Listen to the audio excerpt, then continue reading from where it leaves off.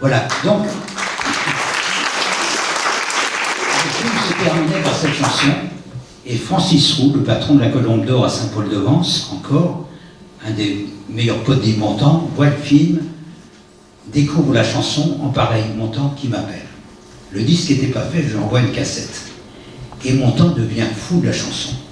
Il appelait sans arrêt, il lui est arrivé d'appeler à Tokyo, de tomber sur ma femme au téléphone, de lui chanter la chanson et tout ça.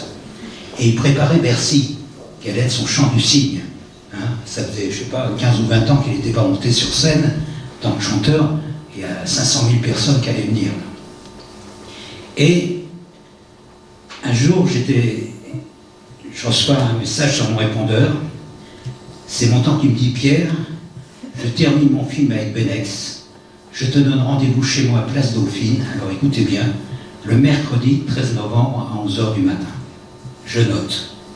Et je replonge dans une chanson que j'étais en train d'écrire, qui s'inscrivait dans nos créations théâtrales. Et ça faisait longtemps que j'étais dessus. Et une nuit, quelques jours avant que je rencontre Yves Montand, je la termine, à 4h du matin dans ma cuisine et tout ça.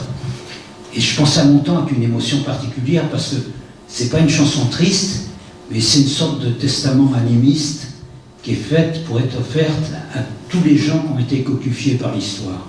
Les gens qui ont vu au Fol Espoir du Front Populaire et tout ça. Et comme je voyais Montand 2 ou 3 jours plus tard, je voulais l'offrir à travers lui à son père. Qu'il la chante ou pas, le propos n'était pas là, mais son père qui, chassé par le fascisme, a traversé les Alpes à pied, elle est faite pour ces gens-là. C'est la nuit où Yves Montand est mort que j'ai terminé ce testament.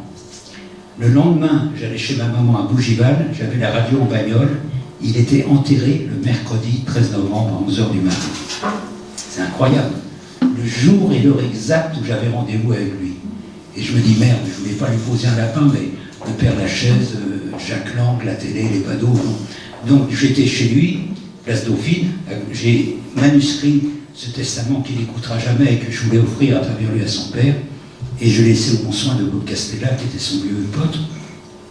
Fin de l'histoire.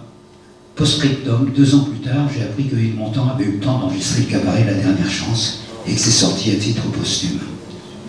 Alors là, je vous dis, histoire à la morale confuse, vous me direz si c'est gai ou triste, mais j'ai jamais vécu une histoire de chanson plus émouvante que celle-là, quoi. Voilà.